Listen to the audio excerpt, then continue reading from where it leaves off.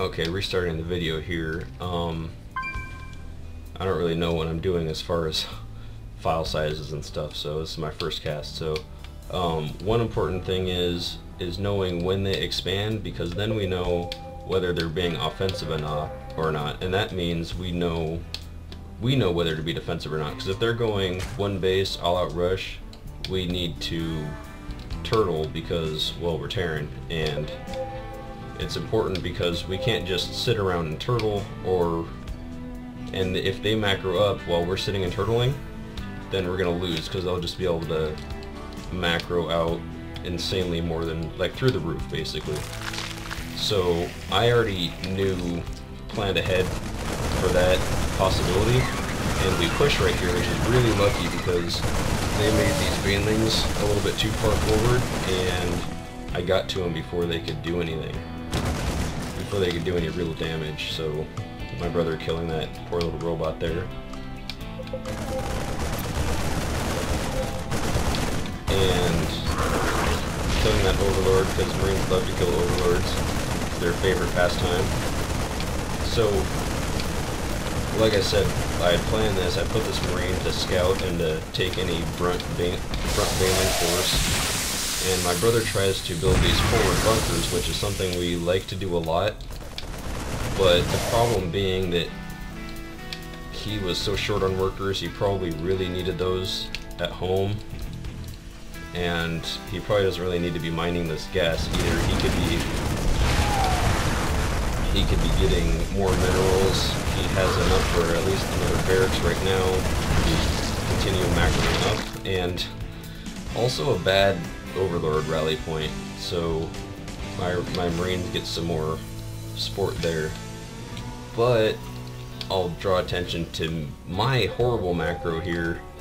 Is for some reason I was just way off this game, and I could have had so much more forces. I could have had siege tanks out already, which I would really need because my opponents are pretty much sticking with this very early Zerg play for the moment.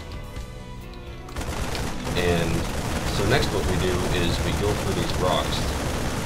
So it's very, very good on this map to be able to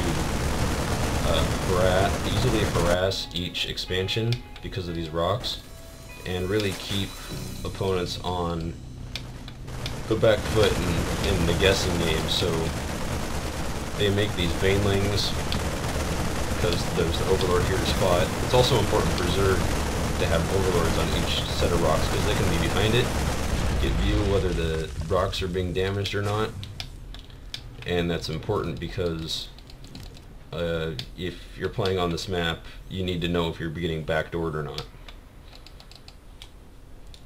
So here come some banelings. No baneling speed, so the banelings don't really do a whole lot of damage at all. And something I do a lot, you'll notice, is I almost always have a few Marines out forward to take baneling hits or to spot if they're going to go an all-in or not. So here I'm trying to pick my macro back up with making another command center. I should have already... The problem there is I'm not making really enough gas to do anything. I have all these minerals, but really all I could be doing is making Marines, which I should have done. So I should have made another barracks, been doing that. Now, at this point I had this SCV here, this spot, and we left our forces out ahead far too long. So our opponent just ran Zerglings, took out the mineral line again because we're out of position here, and they got the Zergling speed, so really they just run back out again and didn't really take any losses at all, but huge economic damage there.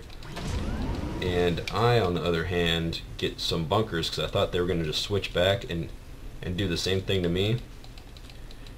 But it wouldn't have worked if I had my macro on going well, so I didn't really have these bunkers pumping out the entire time. You know, these Marines are just now getting done, and by now my SCVs would have all been dead. So really, from my opponent's point of view, I'm going to switch videos.